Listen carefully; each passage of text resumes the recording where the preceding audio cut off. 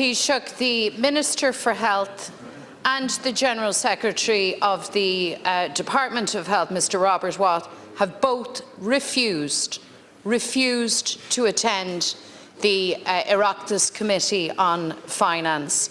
Furthermore, the General Secretary of the Department of Health has failed to furnish that committee with documents that it has requested. In fact, he hasn't even given them a courtesy of a response. I have in my hand a copy of the latest letter from that committee to the Secretary-General, in which the committee chair notes the lack of engagement, the apparent unwillingness to discuss and clarify matters of significant public concern. Taoiseach, I put it to you earlier and I want to put it to you again, that this is just unacceptable behaviour. It is unacceptable that ministers of government but I want a substantive answer to this question. Will the Taoiseach ensure that Robert Watt, the highest paid civil servant in the land, is not allowed to frustrate the work of the Finance Committee? I want a confirmation of that from the Taoiseach,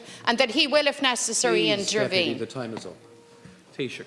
First of all, I just have to again say to the Deputy, you keep on saying the Minister for Health has refused. The Minister for Health publicly this morning said there's no question but that he will go before a committee.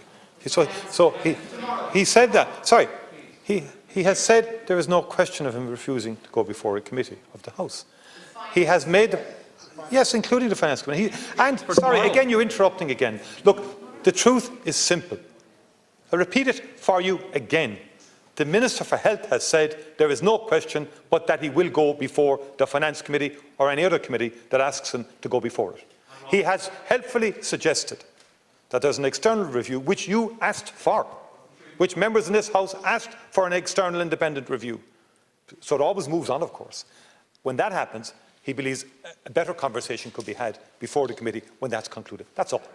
That's all. Now, in terms of a public servant, I don't like the witch hunt nature of the approach that's been adopted. And as far as there certainly has a ring about it, and I just think that needs to be watched as well. I think in relation to Mr. Watt, I'm not aware of who has written to him or whether people have written separately, but I pursue that issue. Now, sorry.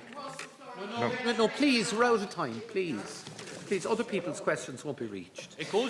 This goes to the heart of how we do our business, Count Corla, as an Oireachtas, and it is unacceptable that any civil servant, Robert Watt or anyone else, believes that they can frustrate the work of an Oireachtas committee. That's unacceptable.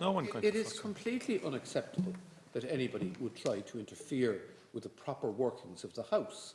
It's also unfair and unacceptable that the time criteria set out would be frustrated either. So all of it is unacceptable. Well, I think it's of a different scale and order. Respectfully, Count Corla. Yes, respectfully. Your point is valid. Your point is valid. But nonetheless, let's all lead by example.